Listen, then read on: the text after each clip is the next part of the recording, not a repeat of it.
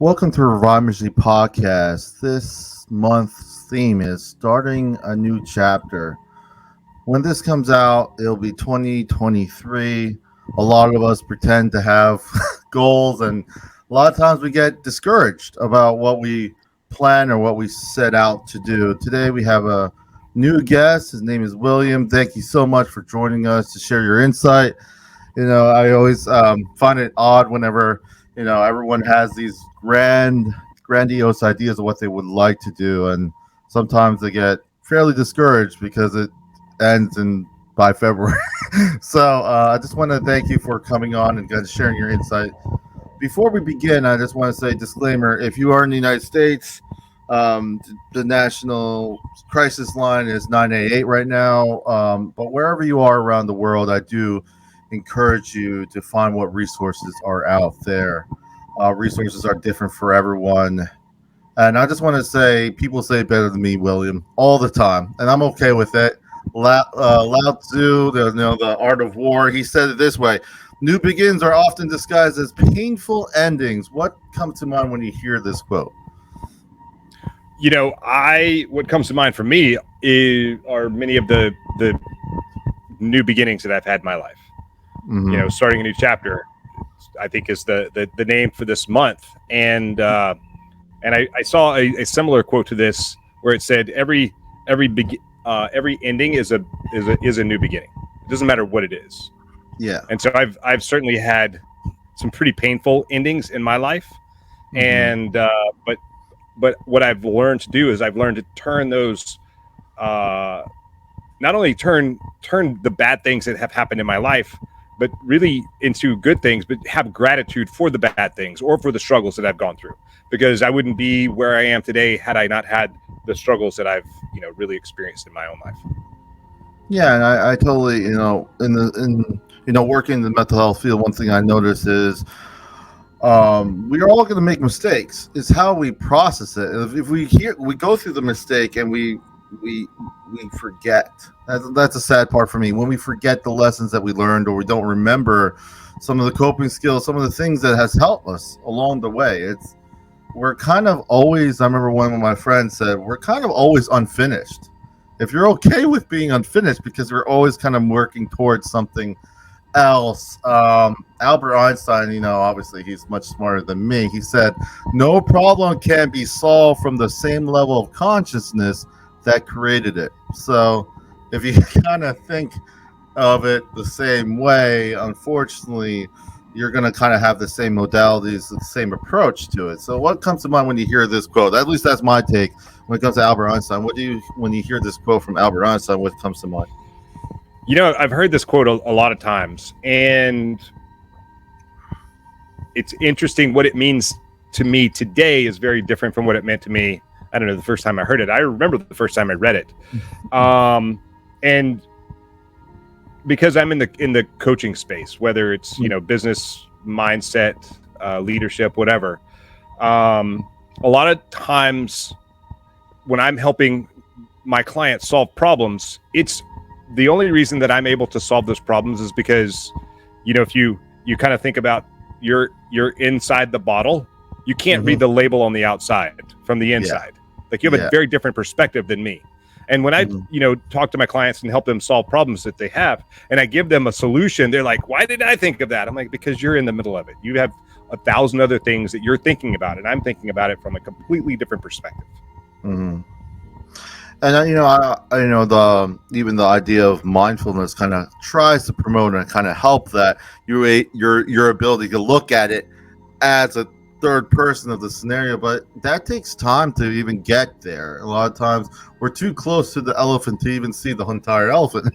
We're just seeing this one patch, and we're like, and it can be frustrating. But I think self-awareness. One thing I at least I've noticed watching, is that a lot of people just forego. They kind of outsource what will make them happy. They don't even decide for themselves. They don't even know what they actually want. It's just only if I had this. Going back to a little bit, I want to pause a little bit because you're new to the podcast, and really I want to give you a moment to kind of share what brought you to where you're at today. Obviously, I am always inspired by different perspectives, and I think every story does matter. I just want to thank you again for coming on, William. You're new, like I said. Can you share a little bit to the audience that are listening or watching? What brought you here? Why do you do what you do, and why you continue doing it? I don't know. It's kind of a weird question. Yeah, But that's that. Yeah, no, it's a really good question, and so just to give you a little background about myself. So I spent 26 years in the SEAL teams. Actually, that's not true. I spent 26 years in the Navy. 23 of those years I was in the SEAL teams. I had lots of successes and lots of failures, probably 3 times more failures than I did success. And I'm grateful for every one of those failures that I've had, because they were, just like we talked about earlier, I'm grateful for them because they showed me what not to do oftentimes. They didn't really show me what to do, but they showed me what doesn't work. And so as long as I pay attention to that, I figure out I will eventually figure out what does work. So I spent my 26 years in the Navy. I retired. I started a company. I failed at that company. I still have it alive. When I say fail, it wasn't the picture of success that I thought it was going to be. But I learned a lot of lessons along the way. But I was still searching for who the hell I was and what my new mission was. So my entire adult life has been in the Navy. It's been part of the SEAL teams, which, having that profession, I knew my purpose. I knew my mission, and I had a team that I surrounded myself with. And it was a pretty badass purpose, mission, and team. And when I retired, it was like, I don't know if you've seen the Avengers movie where Thanos like snaps his fingers and half the world's population vanishes. That's what I felt like overnight. Like I had a purpose, a mission, and a team, and overnight it was gone. And that led me down a pretty dark road of like, what the hell do I do? Who am I? What's my purpose? What's my mission? And I have no team anymore. And so I had to go through this sort of evolution of figuring out what that was. Along the way, I discovered this product, that they call CBD nowadays. It's a molecule in the hemp plant. I used it. It helped kind of turn down some of this noise in my head that I was using alcohol to dull out. So I started a CBD company, and the purpose of the company originally was to produce the highest quality CBD in the market. Lots of people have a premium quality CBD product. So although we're focusing on quality, what's a bigger purpose for us to focus on than just high quality product? And so I looked at, my background. I looked at where I came from. I looked at the struggles that I've gone through, and I found that, the statistic from the VA that says 22 veterans take their lives every single day. We've lost more veterans to suicide than we have in 20 years of sustained combat in 2 theaters of war. And so that became our new mission, was 22-0, like eliminate veteran suicide. And unfortunately, I think the new numbers that are out are really probably closer to 44. And actually, my dad is one of those statistic numbers. So that became a very personal mission for us. So that is our mission at Naked Warrior Recovery. And so one of the problems with CBD is it's very difficult to market. And so another failure along the way. Like I didn't even have a Facebook account until I started my CBD company, until I started Naked Warrior Recovery. And people were like, oh yeah, you got to run ads, you got to do this, you got to do that. I'm like, okay. So I started boosting some posts that I made, and Facebook took my money for every time someone clicked on my ad or on my post, and then they deleted my account, and still continued to take my money for. It was still out there. I just had no access to it. And so they continued. So I lost like 4 Facebook accounts before I finally figured it out. Like, what the heck is going on here? I still can't run ads. So I had to find a different way. I had to like be creative in how I'm going to market my product. And as I went down that route of like creating a personal brand, creating a message, I came up with the Get Naked mindset. I started getting onto other podcasts and hiring a business coach to help me figure my stuff out. And, actually I have 2 business coaches, and they were like, okay, why are you not coaching? Why aren't you like talking about this Navy SEAL mindset? Why aren't you talking about how to face adversity and use that as like a as a foundation to get you to the successes that you should have? And so I created a document. If you go to 5sealsecrets.com, the number 5sealsecrets.com, put your name and email in there, you'll get really what the Get Naked mindset is all about. And this is a presentation that I give from stage. And so all of these things that happen, these failures, now the things I do today, if you would have told me 2 years ago, this is the thing that you're going to do, this is going to be your passion, these are going to be like the direction that your life is going to go, I would have said you're crazy, not a chance, no way in hell. And but now today, all I want to do is I want to sell high quality supplements that help people, and it like actually help make them healthy. I want to coach people in the business mindset and health space, and I want to get on stages and spread the word and just share as much about the Get Naked mindset as I possibly can. I just want to say first, it was sorry, a huge, go ahead. It was a huge. It was a huge. It was a. I lost the words, flew out of my mind, but I'm absolutely doing things I never ever possibly thought that I would ever do that I am today. The things that I'm doing today. And I just want to say thank you for your service. Thank you for your service. I served in the Air Force, Chair Force. I joke around about it. Me and my brothers are Army brats. Well. So yeah. So I just want to say, also, I'm doing this podcast, and before I was just doing local events in my church, just because I didn't want. Some of these topics are just rushed under the rug because I'm church leader, and I just felt, I wanted I didn't want to proselytize because I see how that could go. I just want people to just share what has helped, something inspiring, something hopeful. And one thing as I start, obviously now I'm working in mental health field, I'm like, well, I'm going to be more busy. I'm going to have less time. It's funny how time works. It's like I can't see myself doing anything else than to talk to many different people like yourself, just share it, and it's inspiring, because the thing is, it's some people say they talk themselves out of it. They're like, well, I need to get an expert. No, you don't. A lot of times it's really just getting people to share. I think about the story about cancer. When cancer was first talked about, no one cared. Other than in the beginning, no one cared because it was just numbers and statistics. There was no face to who it was. No one cared because it didn't connect to them. But we're very much connected beings, whether you're faith-based or not. We want to connect. We need to connect, and I feel that this is a platform that I love doing, because it's not just about me. It's about having people like yourself come on and share what you have has helped you. There's this one quote from Nicole. So I don't know, Sabon. She says, sometimes the hardest part isn't letting go, but rather learning to start over. I think letting go is the first stage. You let go of some of the negative things in your life, but the starting over is the scary part. Starting over is like, okay, I don't want to feel this, sometimes, embarrassment, emotional, an emotional strain, emotional pain is very different. Physical pain is one thing. Emotional pain can be insidious if it's not addressed. So when you hear this quote, what comes to mind from Nicole Sabon? Sometimes the hardest part of letting go isn't letting go, but rather starting over. 100%. So I will tell you, and I'm 100% guilty of this as well, is that fear keeps us from taking action. And the very one thing that takes fear away or helps you control your fear is taking action.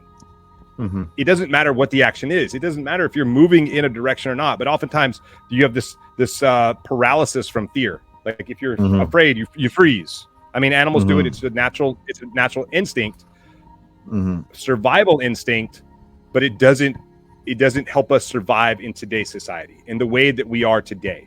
We find ourselves afraid to take action when really the worst thing that we can possibly do is be stagnant. I mean, if you just think about if you think about water, water is like the most healthy thing that you can consume.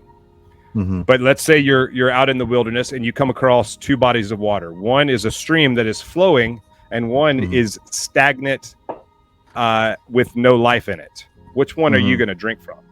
You're going to drink from the one that's the flowing water. You don't want to be drinking from, like, that stagnant water can't sustain life. Even if fish are living in it, they can't, because it's too stagnant. Any body of water that has life in it, there is some sort of flow of water current in there to some capacity. So in that example, being stagnant is death. You have to get up and move. It doesn't matter what direction you're moving, but you will never ever know if you're moving in the right direction if you don't start moving. If you stay put and get stuck with, like, I don't know where to go, I don't know what I should do next, it doesn't matter what you should do next. Just do something.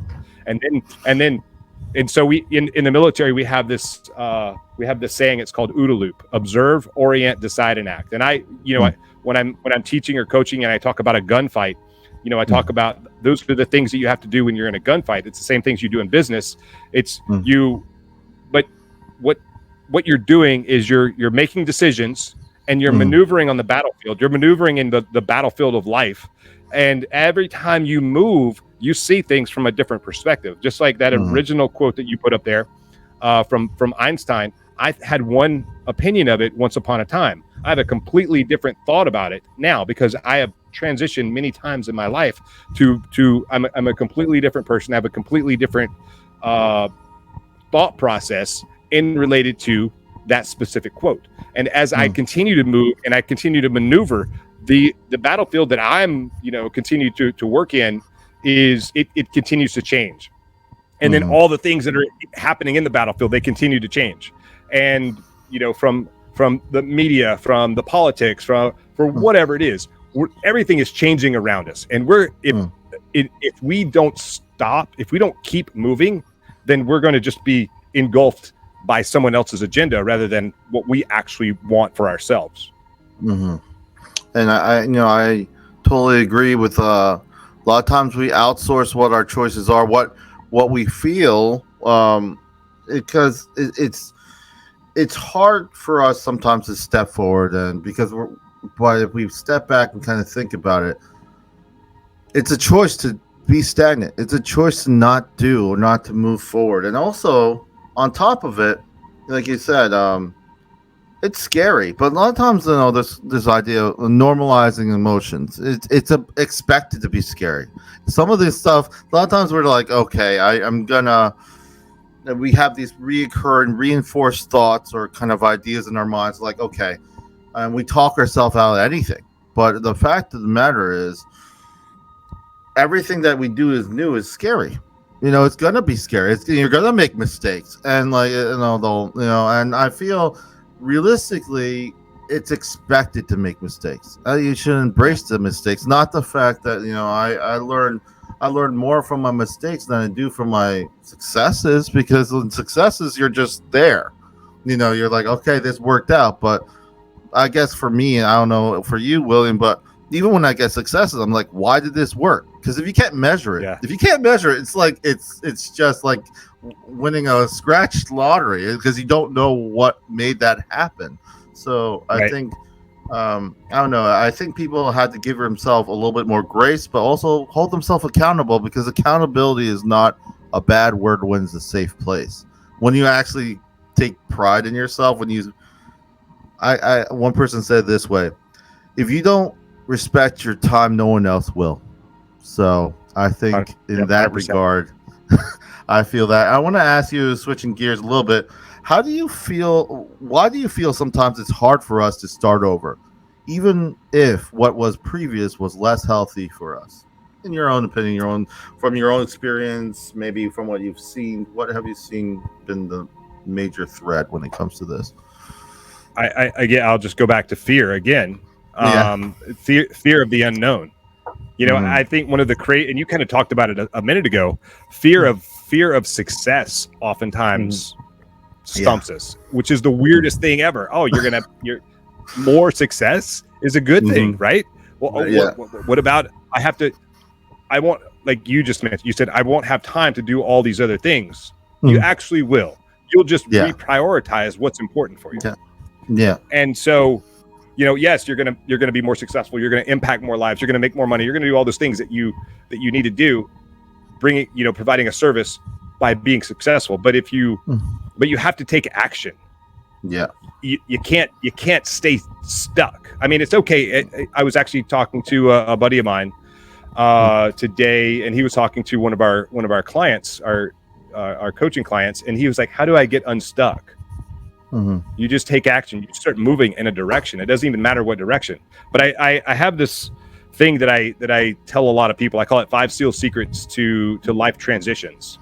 And because we all go through life transitions, it doesn't matter if you're getting hired or fired or married or divorced or buying a house or moving or whatever it is.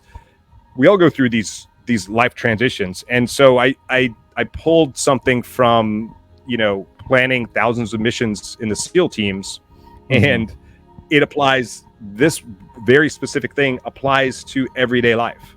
And so it's a 5-step process. You make a plan. It doesn't matter. It doesn't have to be a good plan. Just make a plan. And then you brief the plan.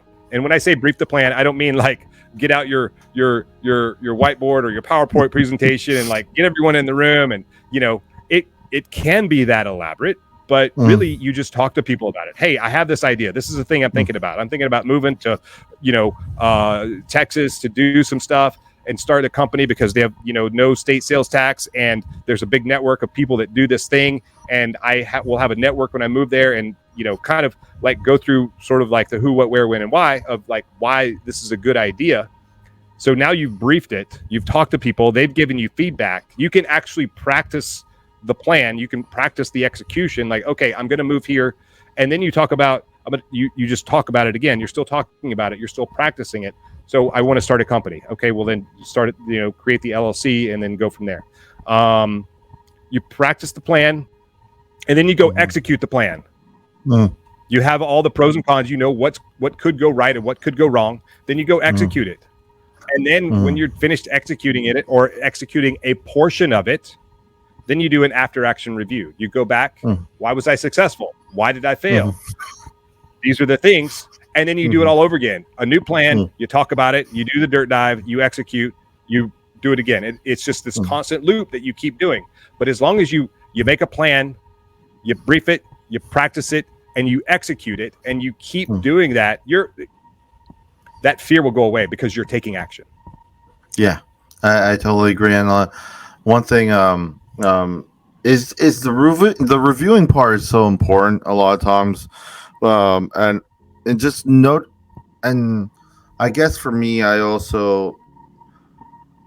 is gonna sound funny, but if I never touched a soccer, it's World Cup, so I gotta say, if you never touch a soccer ball, why would I expect to be able to do a bicycle kick into the goal? I know that sounds ridiculous, but a lot of times we don't understand that thing. If you had a problem for 5 years of your life with something, it's unrealistic for you to feel that it's going to be solved in 1 month. It'll take time. But the thing is that like you said before, some of the successes sometimes in our lives may not be the successes we want, but it may bring up other things that maybe even you never thought you could do. I thought I wanted to do face-to-face. When COVID happened, someone says, "Dude, podcast." I'm like, I don't know. I had barely any equipment, and I remember people telling me, "Oh, you need this to do that." I'm like, no, I just need to keep doing it. Some of them were, right. The audio wasn't as great. I'm a big audio guy. I wasn't that immersed into video, but then I'm like, let me try video. Yeah, you learn. The thing is, sometimes you get caught up of, oh, this camera's great, but I'm like, what am I using this camera for? I'm not going out to take stills. I'm here just to produce and make it effective, to continue to push out videos and do clients. So where does my focus come into? Is it focus into what someone else tells me may be helpful for me? Or is it something that I take the time to see what I actually need to produce videos on my podcast? But that keeps changing. It's not static. I learned from some things that I want to change and grow, but that's never a bad thing because it's all part of the process. In my mind, I'm like, this is going to be something ongoing. And I think that's in the way you explained this question. I don't really get asked because you kind of shared that. What habits have you seen that been helpful in starting new chapters? I feel if you can't measure it, you can't see what happened. If you can't record or kind of understand what you've done, and I think in the business model, if you can't teach what you've done, especially if you're trying to grow then it becomes useless. It has to be something that's achievable in that way, because if you're the only one, what happens when you get sick? What happens if you can't do it anymore? So that's where that kind of longevity comes in.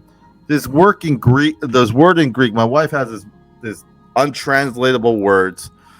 I'm gonna butcher this. Meraki, it's in Greek. It says pouring yourself wholeheartedly in something you do with soul, creativity, and love. I love when I get to that moment. I'm sure with your work and your passion, you kind of get into that mode, that focus mode. I'm driving into this one question that I want to ask you, and ask that you take a little time of thinking. What have been your drive and motivation to get up and keep doing what you're doing? It's great when we're here at the present. I'm like, oh, I'm ready to go. But some days I'm just swiped. Last few weeks, a lot of things happened. I was just struggling to keep up with some of the recordings. Like I said before, I just really appreciate all my podcast guests, because it is hard to kind of schedule sometimes because life gets busy. But what keeps you going each day? Sometimes you, even throughout it all. I know you kind of been saying it, but anything else you want to add? And then I'm going to ask you another question. Yeah. So I think there were. You covered a bunch of stuff. I'm sorry. And, no, it's good. It's awesome. But I'll just. It still answers things I was going to say to the last question are going to be pretty much the same answers to this. But really, it's finding your purpose, finding your mission. What is your mission? Mm-hmm. It took me a long time to figure that out, and I work on that with a lot of my coaching clients. Because a lot of people, I spoke to he's a CEO of a $25 billion company. Mm-hmm. And I was like, and he's like, tell me about this coaching thing you're doing, blah, blah, blah. And I was like, well, a lot of times I'll sit down with a client and I'll go through this process and ask them a bunch of questions and figure out where do they actually want to go? What do they want to do? What do they want to accomplish? What is their purpose? What is their mission? And he's like, I don't think I would be able to answer that. And I thought that was interesting because he's like, but he's in the middle of his company right now and running it and how does it run and all these other things. But to really come back and answer your question, first thing you have to do is figure out where you want to go. What is your purpose? What is the mission? What value do you want to deliver to the world? And everyone wants to deliver. Almost everyone wants to. They either want to deliver value or deliver something else. Everyone wants to deliver, whether and it may just be in their little ecosystem. That's fine. You don't have to be, a public figure, but figure out what your purpose, what drives you. You have to figure that out for yourself, and then you need to make a plan to figure out how to move that ball forward. Maybe it's just to raise amazing kids. I want my kids to be amazing adults, and so that's the thing that drives you. But what keeps you going is consistency. And you talked about it with your, with the podcast. You just had to be consistent. You had to put in the reps. You didn't know how to do it. You're like, I need $10,000 worth of audio, video, blah, blah, blah. I think you have the same mic that I do right now. I'm actually ordering another mic right now. I've got mics all over the place because I've done a lot of these and I've had failures. I've got lapel mics. I've got things to put in my shirt. I've got a wireless mic. I got all kind of stuff, different cameras. And I'm starting my own podcast now because I'm finally getting off my butt and doing the work on my side. But it's consistency. It's putting in the reps. You mentioned a soccer player, or playing soccer, doing this whatever bicycle kick into the goal. A lot of people, maybe they were. I'll use fitness for example, and I'm exactly the same. I think that I'm capable of doing a thing that I used to do 10 years ago. I haven't done that in a very long time. But weirdly in my mind, I'm like, I can still do this thing at this level. I absolutely cannot. I usually get hurt when I think I can. And because I'm accident prone or whatever. But if you don't stay consistent, you're gonna go backwards. If you're not moving forwards, you're going backwards. And that's really the at the end of the day, that's true for everything, whether it's a relationship with your significant other, if it's something you're doing in business, it's fitness, it's mental health, it's physical health, it's your diet, whatever it is. If you're not moving forward and trying to get better, then you're going backwards.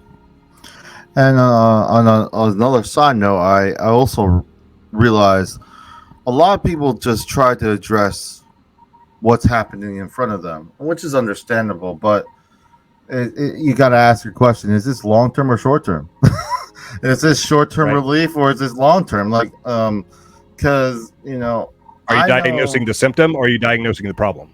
Exactly. So, like, financially, a lot of times when you're dealing with finance, your own personal finance, you may be like, okay, you may be just okay. I need to pay this, I need to pay that, but you're not looking at you're not making any budget. If you don't make a budget, then you don't know where your money's really going. And you don't know where your budget should lie. And then if you're not consistent, you can't really measure anything. So it's the same thing with a lot of other things in life. If you're not able to look at it as short term, I used to joke, my brother and I, when we play Monopoly, I hate it because he always tries to make these little deals on the side. I always kind of think to myself, Monopoly is a deceiving game because you got to ask yourself, how long is this game? Because if it's very short, I'm going to be very risky and just try to the best I can. But if it's long, I'm not going to take these ridiculous, but the sense of urgency sometimes society gives you, or even ourselves, is unreasonable. It's unreasonable. Sometimes I just say, sure, say no. If you can't do it, say no. And that goes back to the whole, if you don't respect your time, if you're trying to help everyone else except yourself, it's going to roll over. You're going to get burdened. You're going to get bitter. You might have a good intention in the beginning, but it sours, and that's unfortunate. I don't want that to happen. It's good that we want to help each other, but also take care of yourself. I want to ask, that's a lesson I learned when starting a new chapter, because I'm not a saint. I try my best, but I have priorities. I have responsibilities. I realize how little I can do, especially working in the mental health field. I realize I have limits of what I could reach, but I do what I can, and I'm present when I can be with who I am with. So what lessons have you learned, if it's something we already talked about or something you want to add when you're starting a new chapter that you want to share with those listening? I think you said it earlier, and you just said it again right now, is you have to measure what you're doing. However that happens, however you measure it, you need to measure it, because if you don't measure it, you can't change it. You can't impact it. Here, I'll give you just two examples. One, I was looking at my P&L earlier today, like, putting all the credit card spending and all the whatever, my bills and all that other stuff. And I was like, dude, like, what the heck is that charge? What is, like, I completely forgotten about it. But I have to go through and I have to measure what I'm making, what I'm spending, and because number one, taxes, but number two, like, I can't get better if I'm not measuring the output. Like, maybe I'll send an email and I'll look at how many my open rates, my non-open rates, my unsubscribe rates, and so that I can make the content better, so that people want to open the email, they want to read what I have to say, they want to buy from me, they want to hire me, whatever it is. But I have to measure that. I mean, here's another, like, very simple example. I have a coaching client for, she wants to get into better shape. And I'm like, okay, I made a very simple spreadsheet. I'm like, fill this out every day for every meal. What's your protein? What's your fats? What's your carbs? What's your sugar? Measure it. And I'm like, you can have up to 200 grams of carbs. I don't care what else you eat. You can eat anything you want. Moon pies, it doesn't matter. Dessert. These are the number of carbs. I want you to log it. And she was like, oh my God, I eat like 1,000 grams of carbs a day. And I'm like, okay, so you're measuring it. So now you know how to cut back on that. You know how to adjust your diet. And the more you do that, the more you'll be able to do it just kind of naturally knowing. But if you don't measure it, you don't have an idea of what it is, then we'll overconsume. Yeah. And we'll I feel that over whatever. And I feel that when we talk about measuring, that I like the idea of measuring. That means that we're looking at things long term. If we're just impulsively, who cares about measuring? If tomorrow, if next month is it, then no one's measuring anything. But I feel when it comes to starting a new chapter, the idea is that we look at longevity, and longevity is how we treat ourselves. We know this is going to take time. It's going to suck. A lot of times it will suck. You're going to make mistakes, and that's okay. Surround yourself with positive people. Know that you're going to make mistakes. Don't hide from your mistakes. Don't make excuses. I'm not saying this in a negative way. I'm just saying all it does is slow things down. You're going to make mistakes anyway. It's part of life. But if accountability, I learned this later on, but when accountability is not a bad word, then really things can move forward. It's super funny matter. Because go ahead. I actually posted about accountability today in Instagram and LinkedIn and Facebook and whatever. Like the story is I was blowing off my workout. I was busy. I didn't have time, whatever. And then my daughter came home, and she's 9, and she was like, "Dad, you want to go do the loop?" And so there's this like mountain hill thing behind my house. It's about a 1.2 mile loop. And, a lot of times I'll do it like as fast as I can, or throw on body armor or a backpack, 30, 40, 50 pounds, and go do it and get a good sweat on, maybe do it a couple of times as for my cardio. But anytime I have the opportunity to work out with her, because I want fitness to be a priority in her life. She came home and she was like, finished her snack. And then she was like, "Dad, you want to go do the loop?" I'm like, "Yes." Like my priority shifted. Like I was blowing off my workout completely. She held me accountable. She helped hold me accountable. She was my accountability partner. And I believe that most people don't think they need accountability. But when I go back and I look at some of my coaching clients, they are coaching with me specifically for accountability. Yeah. And I'm like, I have clients that make millions of dollars a year. And they're like, I need accountability. I'm like, how do you need accountability? You're uber successful and whatever. Like they understand that they're trying to clean up parts of their life. Yeah. They do really well in business, but maybe there's like personal stuff that they need more accountability, whatever it is. And so try and help them out in those ways. But yeah, I think we all need some sort of accountability system. If we think that we don't, we're lying to ourselves and we're just kind of being lazy.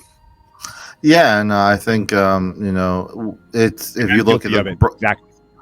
Yeah, and if you think about the big picture, a lot of times those negative habits are conditioned for years and years, and you might have tried to quit, you might have tried to get better, but it didn't work, and that's why I said we're not islands. We need each other. So if you find someone positive to help you stay accountable, do it. It's not stronger to just muscle your way out and then get discouraged and then give up. It's more, I guess, in a weird way.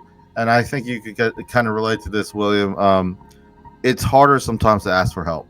It's one of the hardest 100%. Things to ask for help. It's harder 100%. To ask for help. We're 100% on the same sheet of music. So anyway, any final thoughts you want to briefly say as we wrap up, William? Thank you. Well, let me just kind of address that. That hard to ask for help. Once I realized that was one of my problems, and it has been my entire life from childhood till adulthood. I still have a problem with it. But I was talking to someone one time, and she was a shrink, psychologist, whatever, I don't know. And she said, "How do you feel when people ask you for help? How does that make you feel when you're able to help other people?" I'm like, "Dude, I feel great. It's awesome. It's one of the best feelings in the world." And she said, then why are you robbing other people of that joy? And I was like, I'm not talking to you anymore, because that hurt my feelings a little bit. But but if we think about it like that, like someone can help me and they actually want to help me, ask for help. I Take think action, as start moving. I think as children, we're told as to give a good gift. You know, be good, be helpful in the house. But one thing we stop as we get through the awkward phase in teenage years, high school, we go out and adulthood, we're understandably cautious, but at the same time, we don't like receiving gifts. In the way, like if someone does something, we get a little. And that caution is understandable, but when you actually do need help, I think it's harder, at least from my experience, even personally, to say I need help. It's hard because there's a lot of cultural. I'm half South Korean, half Puerto Rican, so it's all over the place. So it's like all these kind of cultural things that get seeded as I was growing up, but even generational. So I do relate to that, and I just want to say, William, it's so great to have you on here. It's just really flowed real well, and I just really love the conversation we're having. And thank you for your insight. I just want to tell those who are listening, everything Get Naked, all that will be in the notes, so you can check it out. You can find out more about what William is doing. Thank you so much, William. Yes, sir. Thanks for having me on here. I appreciate you. And I just want to share with those who are listening, you could go to ReviveMinstriesFL.com. We're on Facebook and all the other platforms, but you can all the links are to go to those places are from the website. Will be the easiest way to find us. This is goodbye for Revive Ministries Podcast, leaving with this last quote from F. Scott Fitzgerald. It isn't merely enough to have the ability to be persistent. You must also have the ability to start over.